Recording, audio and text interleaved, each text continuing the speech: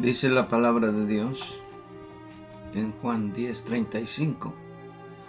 Si llamó dioses a aquellos a quienes vino la palabra de Dios, y la escritura no puede ser quebrantada.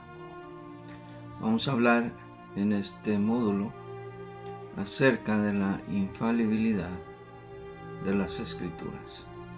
Oremos. Señor, una vez más venimos delante de ti por tu auxilio, ya que nosotros, separados de ti, nada podemos hacer. Guíanos a tu verdad, guíanos en tu verdad. Abre nuestro entendimiento. Ayúdanos a estar cada día mejor preparados para dar razón de la esperanza que hay en nosotros. Bendice nuestro tiempo juntos. En el nombre de Cristo. Amén. ¿Por qué es importante la infalibilidad de las Escrituras? Son las Escrituras infalibles. Vamos a hablar acerca de eso. Es importante porque todas las doctrinas se sostienen o se derrumban en base a esta doctrina. Por ejemplo,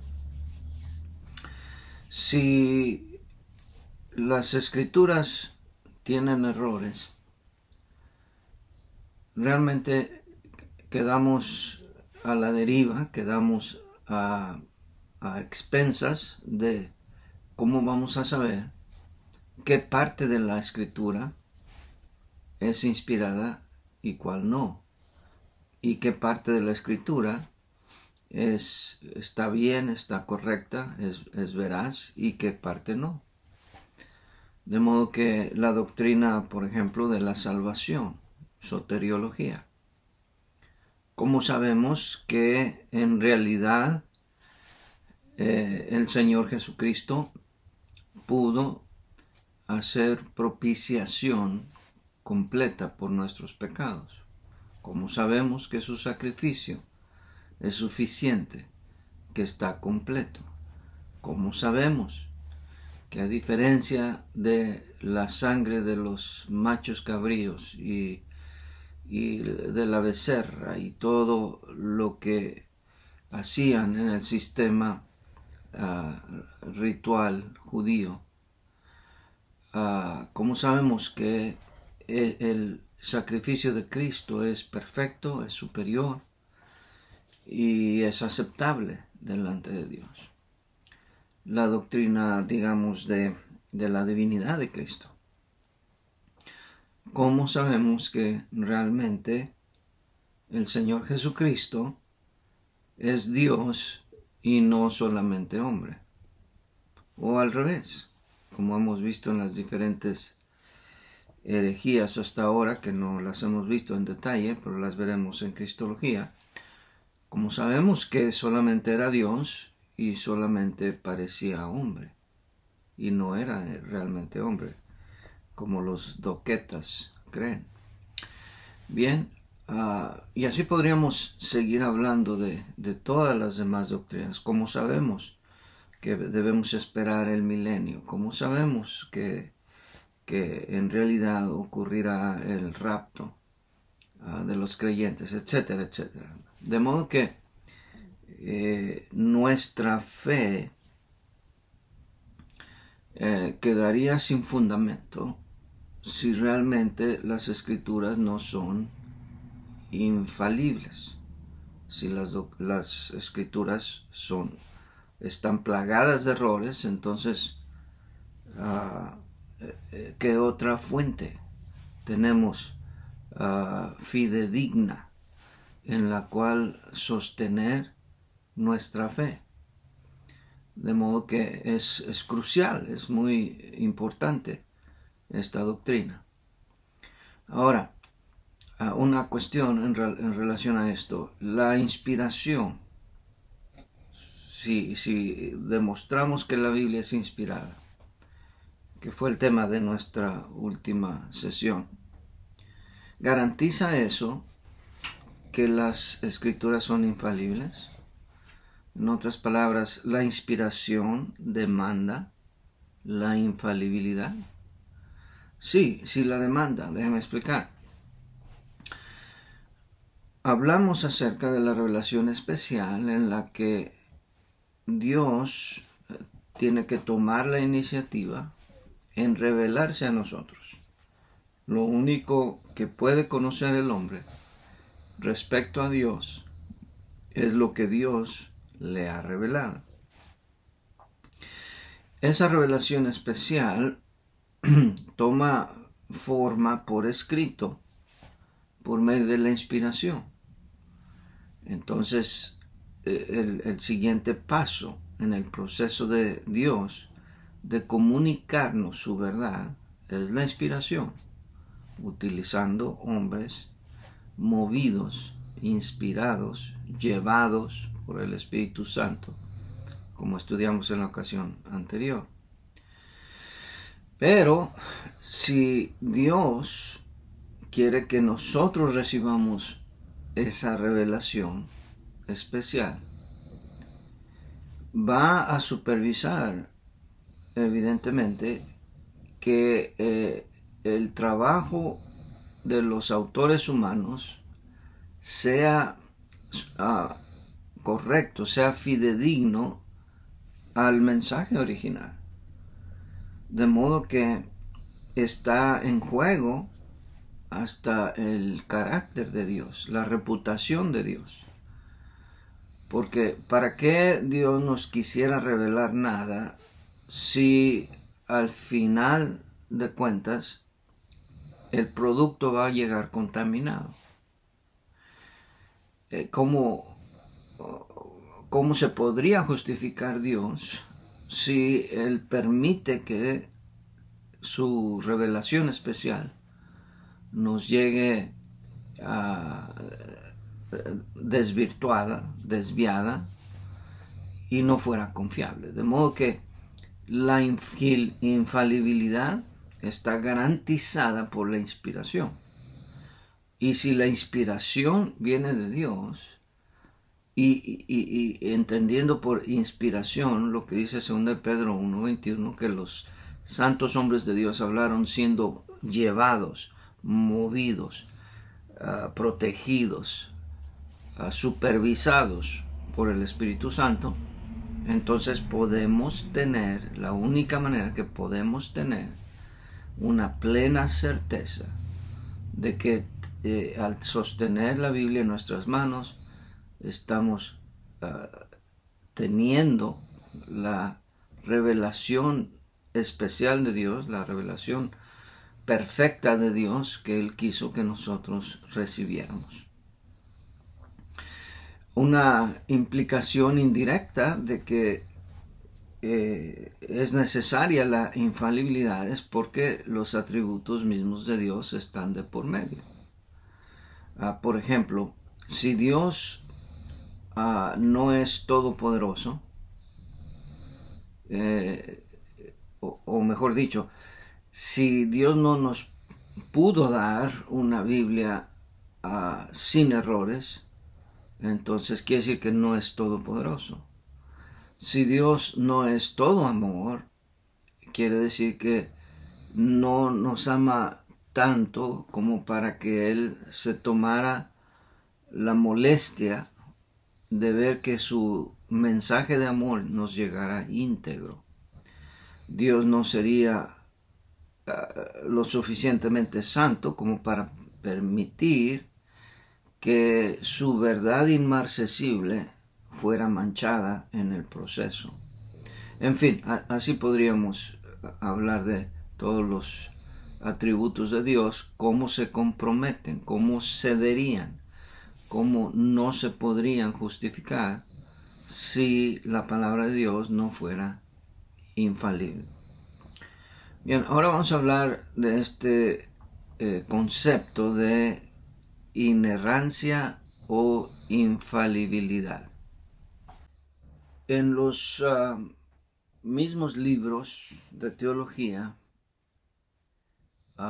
realmente en español no existen estos términos, son anglicismos, se han transliterado del inglés, pero ya han adquirido una reputación, ya han obtenido su derecho de existir en los diccionarios y han ganado este derecho en el sentido teológico porque en el significado original, por ejemplo, de infalibilidad, de alguien que no puede fallar,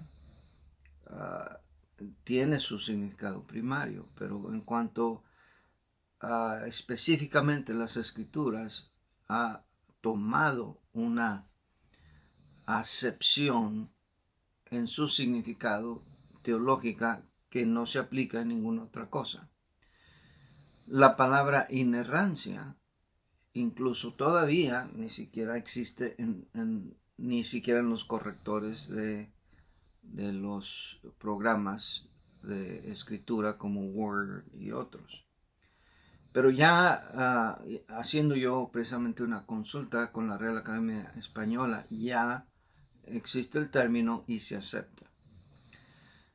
Sin embargo, aunque existen los dos términos, vamos a ver qué significa cada uno de ellos, todavía algunos usamos el término infalible al referirnos a la palabra de Dios en los dos sentidos. Para mí la palabra infalible involucra ambas cosas, pero vamos a verlos por separado. ¿Qué es inerrancia? Inerrancia simplemente significa sin errores, que no tiene errores, por supuesto teológicos, doctrinales, pero aún no tiene otros errores de tipo verídico, de contenido, referencias geográficas y cosas así. Ahora, en uno de nuestros libros de texto se menciona o se trata con los supuestos errores o contradicciones en la Biblia y explica cómo al citar algún hecho histórico, algún evento, no solamente dos autores diferentes pueden dar una versión diferente en cuanto a cuánta gente estaba ahí presente, sino que a veces el mismo autor en dos ocasiones diferentes puede dar dos relatos diferentes. Ahora, el hecho de que haya una divergencia entre una cita y otra en cuanto a los elementos no fundamentales de un relato, no quiere decir que haya un error de inspiración, no quiere decir que haya un error. Un error sería, por ejemplo, que fue Moisés quien construyó el arca. Sería un error garrafal. Pero si se da una cifra específica de cuánta gente salió, por ejemplo, de Egipto con el pueblo de Israel, en una parte de la escritura y en otra se da otra cifra, sabiendo que en algún caso puede ser que se esté utilizando el método de conteo de los hebreos, en donde contaban de cierta edad para arriba, y en otra ocasión un gentil que contabiliza a todos dando otra cifra diferente, no es necesariamente un error y no se le puede atribuir eso a que la Biblia no es infalible o que tiene errores.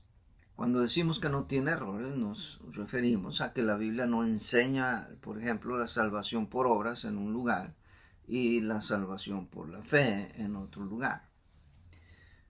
Porque aún citas que pueden ser contradictorias aún en doctrina tienen su explicación, porque como hemos estudiado, o si no han llevado la clase de hermenéutica, la estudiarán, que la Biblia tiene una sola interpretación y que en esas aparentes contradicciones necesitamos estudiar el resto de la Biblia y la Biblia se explica a sí misma.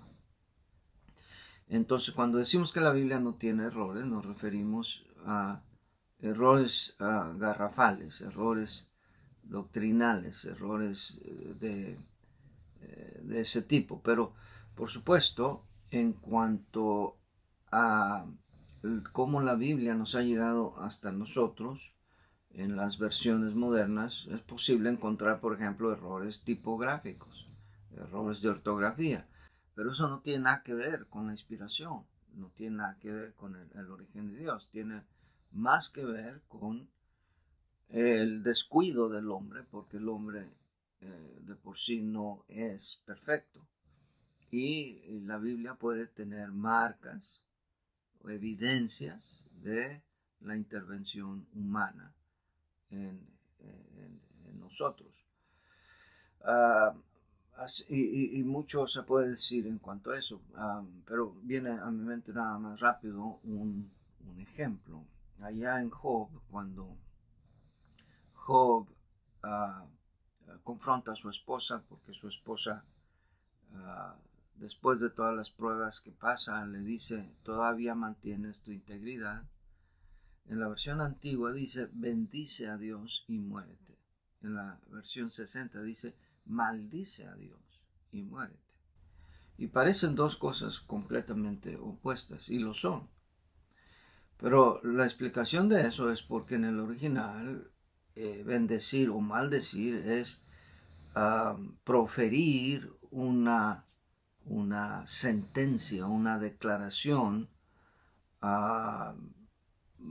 apasionada, llena de emoción, que esa expresión apasionada podría referirse en algunos casos a una maldición y en otras a una bendición.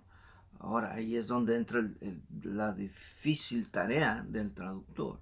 ¿Cuál de las dos es? La versión antigua tradujo bendice a Dios y muérete. La versión del 60 dice maldice a Dios y muérete. En estos casos los traductores recurren a otros idiomas para ver cómo en otros idiomas se ha traducido, y el consenso para el año 2021 de los traductores es que encaja mejor la expresión maldice a Dios y muérete. Solo por mencionar un ejemplo. Entonces, ¿se puede considerar eso un error en la palabra de Dios? No. Debemos rechazar la infalibilidad de las escrituras solo por la dificultad de traducir una palabra. No, por supuesto que no. Así que la Biblia es inerrante, no tiene errores, pero también es infalible. Infalible quiere decir que todo lo que ella dice se cumplirá, que todo lo que dice allí es verdad, porque Dios es veraz, hablando de los atributos de Dios que quedan en juego, en tela de duda. Uno de ellos es la veracidad de Dios. Si Dios no pudo evitar que se incrustaran errores, mentiras en la palabra de Dios, quiere decir que Dios entonces no es veraz. Bien, sea como sea, infalible o inerrante, yo personalmente prefiero seguir usando la palabra infalible para significar ambos, que la Biblia no tiene errores y que se va a cumplir sin falla alguna. Pero una vez más, este es otro término que utilizamos, que manejamos para entender una doctrina de la Biblia, como hablamos acerca de otros términos como la Trinidad, como el arrebatamiento de los creyentes, etc. Los que rechazan la inspiración o la infalibilidad de la Biblia dicen que es de origen reciente. Pero tengo aquí una referencia que hace Ryrie acerca de algunos teólogos reconocidos a través de la historia que en sus escritos dejan ver que ellos consideraban las escrituras inspiradas. Por ejemplo, Tomás de Aquino dijo claramente que nada falso puede estar detrás del sentido literal de la escritura, en su famosa obra Summa Theologica. También Lutero declaró: las escrituras nunca se han equivocado. Está en su libro Las obras de Lutero. Juan Wesley, el fundador del metodismo, escribió: no, si hay algunos errores en la Biblia, muy bien pudiera haber 1000.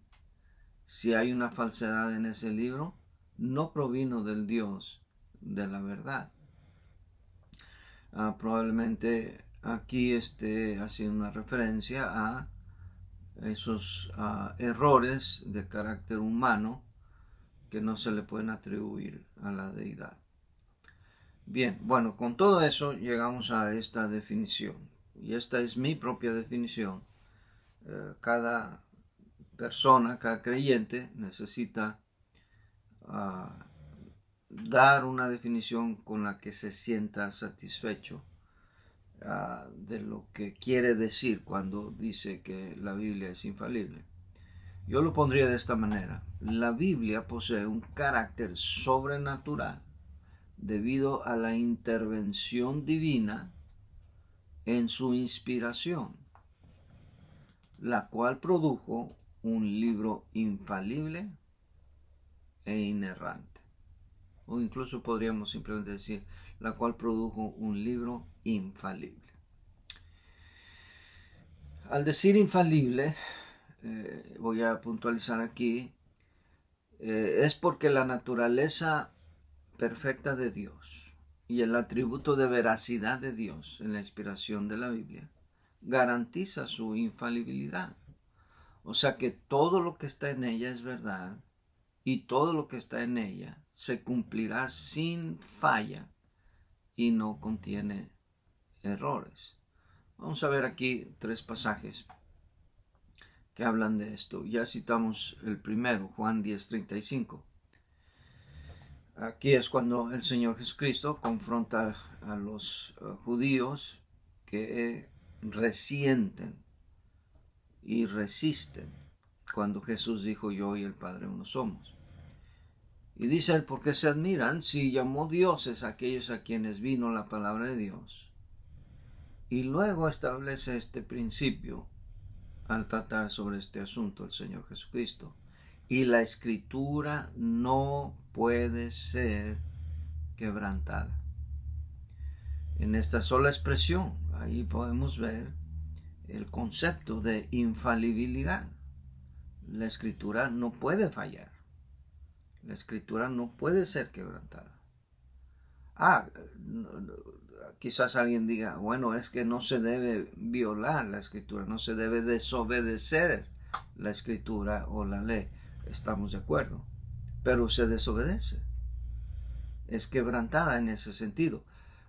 Pero aquí a lo que se refiere es a la integridad, a su valor intrínseco, a su confiabilidad. La escritura no puede ser quebrantada, no se puede torcer, no se puede desviar, no se puede desvirtuar, de modo que la escritura no puede ser quebrantada. Y eso, en los términos modernos teológicos que convenientemente utilizamos, es infalibilidad. Otro pasaje, Isaías 48, dice: sécase la hierba, marchítase la flor, mas la palabra del Dios nuestro permanece para siempre. De modo que cuando Dios dice en su palabra que su palabra permanece para siempre, es otra manera de decir: no hay manera que se deshaga.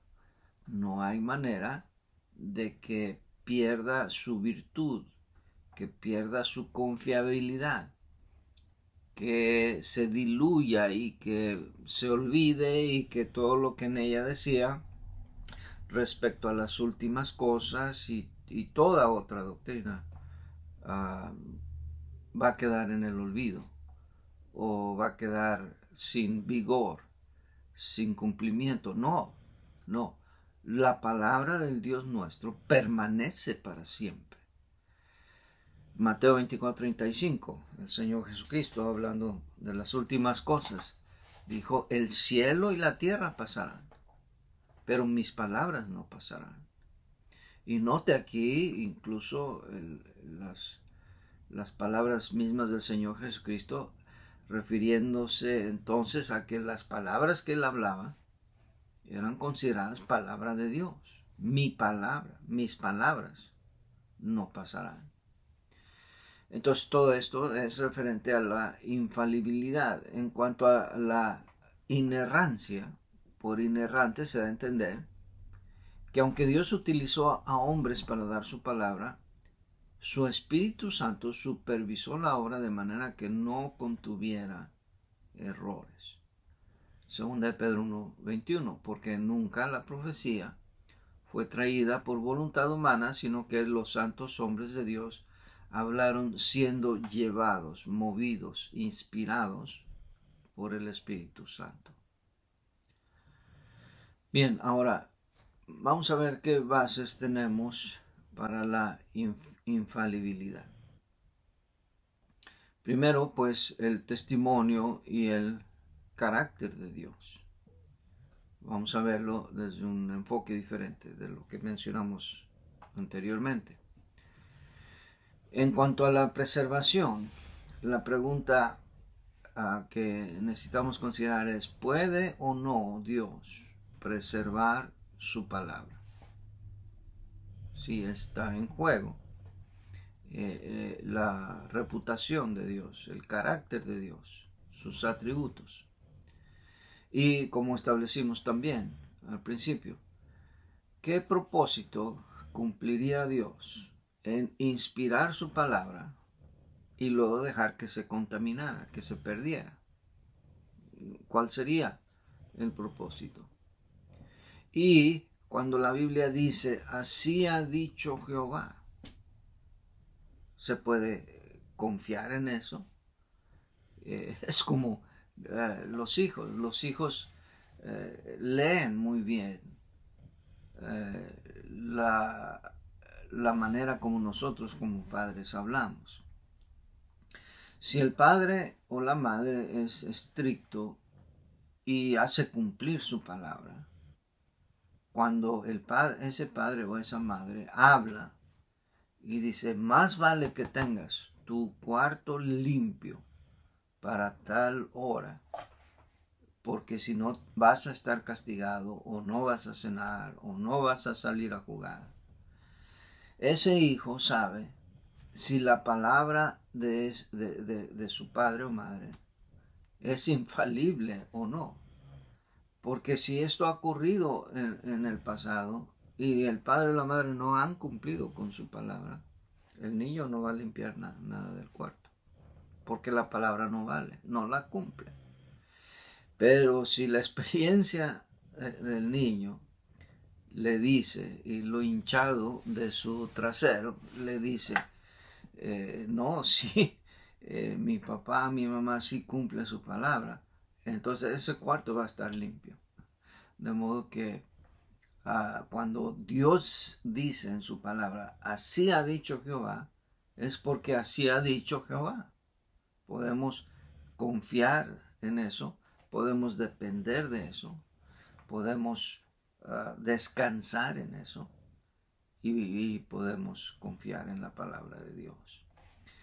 Ahora, en todo este proceso de hacernos llegar la revelación de Dios a nosotros, por supuesto está la preservación. La palabra de Dios ha sido preservada para nosotros. Muchos versículos que podríamos dar aquí y en nuestros libros de texto están allí. Ni una J, ni una tilde. Ryrie entra en esta explicación de lo que es la J y la tilde. Ya yo toqué un poco ese tema anteriormente, pero todo, absolutamente, todo se va a cumplir y se ha preservado. Pero también existe el proceso de iluminación. Y eso es en el caso en el que el Espíritu Santo interviene para hacernos entender lo que está escrito, porque ¿podría la incredulidad del hombre anular la palabra de Dios? Porque la gente puede leer la Biblia y puede creer en la Biblia, pero no entenderla, como pasa con mucha gente que no es salva. Puede leer y releer los mismos pasajes que son tan llenos de virtud para nosotros, que nos enriquecen el alma, que satisfacen nuestra sed y hambre espiritual, que nos hacen regocijar en nuestra fe, porque hemos basado nuestra confianza en nuestro destino eterno en ciertas porciones de la Escritura, como cuando leemos que casi todo es limpiado por la sangre, y sin derramamiento de sangre no se hace remisión de pecado. Hebreos 9:22. En eso encontramos paz, solaz, contentamiento, alegría, bienaventuranza, porque sabemos que la sangre de Cristo fue derramada, y sin ese derramamiento de sangre no hay perdón de pecados. Y por eso podemos disfrutar y depender y confiar en esa hermosa promesa y principio de la palabra de Dios. Pero aquella persona que no la cree, o que al leerla no lo entiende, invalida la palabra de Dios. No, la palabra de Dios sigue siendo verdad. El problema de esta persona no es la infalibilidad, es la iluminación. Porque dice 1 Corintios 2:14 que el hombre natural no percibe las cosas que son del Espíritu de Dios, porque para él son locura, y no las puede entender porque se han de discernir espiritualmente. Eso es precisamente el error de los neo-ortodoxos. Ellos dicen que la Biblia contiene la palabra de Dios, que el libro que nosotros llamamos Biblia solamente se convierte en la palabra de Dios en el momento en que el Espíritu de Dios nos habla a nosotros. No, la Biblia sigue siendo la Biblia, sea que una persona la entienda o no, la crea o no, o se le prenda el foco o no. La Biblia sigue siendo la Biblia y sigue siendo la palabra de Dios.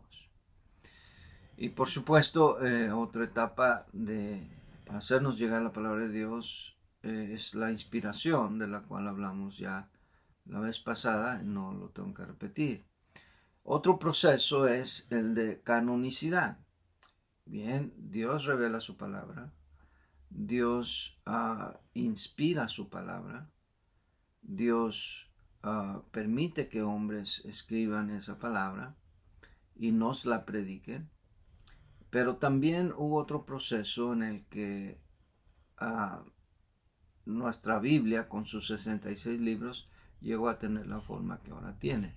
Ese proceso se llama canonicidad. Y ese es el tema de la próxima clase próxima y última clase de este semestre. Vamos a hablar de la canonicidad. Pero sin entrar en esos detalles ahora, solamente en forma general, nosotros sabemos que el canon del Antiguo Testamento quedó fijo desde muy temprano para los judíos. Aunque los liberales dicen que el canon quedó al fin cerrado en los últimos siglos antes de la venida de Cristo. Algunos incluso dicen que fue en el concilio de Jemaima en el año 190, cosa que no es así. Y aquí tenemos algunas pruebas. Por ejemplo, Deuteronomio 31, 24 al 26 dice: y cuando acabó Moisés de escribir las palabras de esta ley en un libro hasta concluirse, dio órdenes Moisés a los levitas que llevaban el arca del pacto de Jehová, diciendo: tomad este libro de la ley y ponedlo al lado del arca del pacto de Jehová vuestro Dios, y esté allí por testigo contra ti.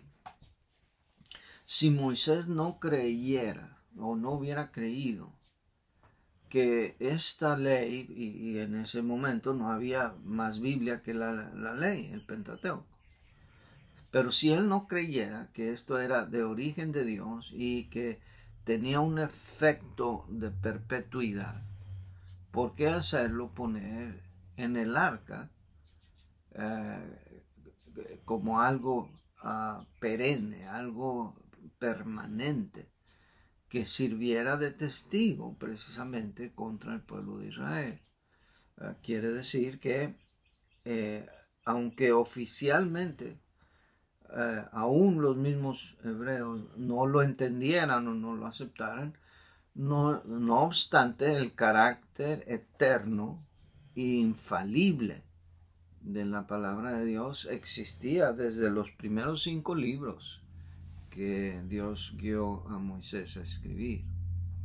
Y por supuesto lo mismo pasó con el resto de la Biblia, y vamos a ver ahorita cómo el Señor Jesucristo reconoce y da su sello de aprobación al resto del Antiguo Testamento. Pero en cuanto al canon del Nuevo Testamento, también fue ratificado y reconocido por los concilios de Atanasio del 367 después de Cristo y el de Cartago 397 después de Cristo. Ahora, dije que fue reconocido el canon, pero no determinado, y es importante ver esto, como lo vamos a estudiar en historia del cristianismo. Los concilios realmente no resuelven nada, no determinan nada. Los concilios vienen solamente a ratificar lo que la iglesia, lo que el cuerpo de creyentes ya han determinado. Y eso lo vamos a ver en la próxima clase, de cómo quedó ratificado el canon del Nuevo Testamento.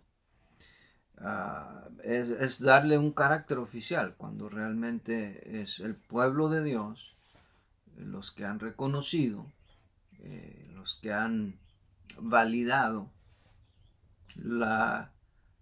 el origen divino de los libros que al fin quedaron dentro de nuestra Biblia, pero eso lo vamos a ver más adelante. Pero en cuanto a la infalibilidad de nuestro amado libro, la Biblia, tenemos el testimonio y el carácter de Cristo mismo. Vemos cómo Cristo valida el Antiguo Testamento allí en Mateo 4:4, cuando dice: no solo de pan vivirá el hombre, sino de toda palabra que sale de la boca de Dios. Ahora, estas palabras que cita aquí el Señor Jesucristo son sacadas de el libro de la ley, del Pentateuco, el libro de Moisés. Y note su sello de confirmación, de reconocimiento de autoridad y de origen divino, cuando Cristo dice: está escrito. Este pasaje de Mateo 4 es donde está siendo tentado por Satanás, y el Señor Jesucristo contesta siempre con la escritura. Y como ya dijimos más atrás, en Mateo 10, la escritura no puede ser, en Juan 10, la escritura no puede ser quebrantada. Y teniendo esa actitud, es que entonces con plena certeza cita el Señor Jesucristo mismo la escritura del Antiguo Testamento, diciendo toda palabra que sale de la boca de Dios. De modo que el Señor Jesucristo reconoce allí el Pentateuco, pero también las otras partes del Antiguo Testamento, porque los judíos reconocían o tenían clasificado el Antiguo Testamento, como lo vamos a ver en detalle en la próxima clase, en la ley o Torá, los salmos y los profetas. Los salmos, también llamados como hagiógrafa, y los profetas es en hebreo Nabim, pero eso lo vamos a ver en la próxima clase. Pero aquí mismo en Mateo 4, en las 3 veces que responde a las tentaciones de Satanás, el Señor Jesucristo dice, escrito está. Mateo 4:4, Mateo 4:7, Mateo 4:10. Siempre responde, escrito está, haciendo referencia a alguna parte, alguna porción del Antiguo Testamento. Pero el Señor Jesucristo también citó varios eventos, y esto es muy importante en cuanto al Antiguo Testamento. Él cita a Adán y Eva en la cuestión de el adulterio, de que en un principio varón y hembra los creó, y dejará el hombre a su padre y a su madre y se unirá a su mujer. Y tiene esto mucha importancia porque, por ejemplo, los que creen que Adán y Eva solamente eran 2 personajes ficticios que simplemente representaban a la humanidad, entonces eso haría que el Señor Jesucristo fuera un mentiroso, porque Él dijo que el hombre Adán y la mujer Eva existieron, no eran personajes ficticios, eran verdaderamente el primer hombre y la primer mujer, de modo que eso da al traste con la evolución, porque si Cristo dijo estas palabras y no es cierto, entonces tenemos que creer la evolución, de que paulatinamente, lentamente, como los que creen en la creación a través de la evolución, que lentamente empezaron a aparecer la raza humana en la tierra. No, la Biblia dice que el primer hombre fue Adán y la primera mujer fue Eva, y Cristo lo confirma en el Nuevo Testamento. El Señor Jesucristo también menciona a Jonás, Mateo 12:40, como Jonás estuvo en el vientre del pez, así también el Hijo del Hombre. El Señor Jesucristo menciona el diluvio en Mateo 24 y en Lucas 17, etcétera, etcétera. Entonces, todos estos eventos que el Señor Jesucristo cita del Antiguo Testamento, implícitamente está dando Él su carácter de aprobación, su sello de reconocimiento de que estas porciones de la Escritura eran inspiradas, que venían como lo creemos directamente de Dios. Ahora, Cristo validó su propio testimonio acerca de sí mismo. Por ejemplo, en Mateo 5, 17 y 18, Cristo dice que no vino a abrogar la ley, sino a cumplirla. Piensa en estas palabras. Si el Señor Jesucristo vino a cumplir la ley, quiere decir que Él la honraba, la respetaba como hombre, pero por supuesto, siendo que el origen de esta ley es divino, pues ¿cómo podría Él mismo, siendo Dios encarnado, abrogar esa ley, invalidar la ley? Imposible. Y por eso encontramos también la cita que ya hice referencia de Mateo, pero aquí en Marcos 13:31, el cielo y la tierra pasarán, pero mis palabras no pasarán. Y luego en Juan 5, 46 y 47 dice, porque si creyereis a Moisés, me creeríais a mí, porque de mí escribió él. Pero si no creéis a sus escritos, ¿cómo creeréis a mis palabras? Entonces está en el versículo anterior, Jesús hace referencia a sus palabras, no solamente las palabras del Antiguo Testamento, ahora las palabras que él estaba diciendo en ese momento ya, durante su ministerio terrenal. El cielo y la tierra pasarán, pero mis palabras no pasarán. Y aquí dice, si no creyereis a Moisés, ¿cómo vas a creer en mí? Si creyereis a Moisés, entonces me van a creer a mí. Porque está poniendo su palabra al nivel al que los judíos mantenían las palabras de Moisés, como palabras inspiradas, palabras infalibles. Y el Señor Jesucristo pues garantizó que los escritos, no solamente los de él, sino de los otros hombres del Nuevo Testamento, iban a ser inspirados también por el Espíritu Santo. Juan 16:13.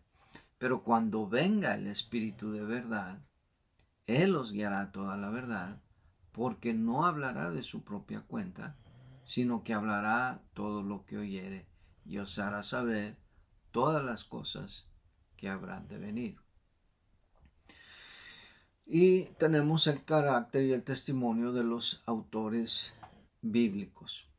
Tenemos, por ejemplo, las citas del Antiguo Testamento. Cuando vemos en el Nuevo Testamento que el Antiguo es citado como fuente de autoridad, quiere decir que estaban considerados, eran apreciados como de autoridad, como incontrovertibles, y que no había otra autoridad de apelación superior a ellas. Por ejemplo, Lucas 3:4, como está escrito en el libro de las palabras del profeta Isaías, que dice, voz que clama en el desierto, preparad el camino del Señor. Hechos 13:33, la cual Dios ha cumplido a los hijos de ellos, a nosotros, resucitando a Jesús, como está escrito también en el Salmo 2, mi hijo eres tú, yo te he engendrado hoy. Al citar, pues, el Antiguo Testamento, se le está reconociendo su carácter infalible, su origen divino. También se reconoce la autoridad de los escritos del Nuevo Testamento, primero por ellos mismos, como en los siguientes pasajes.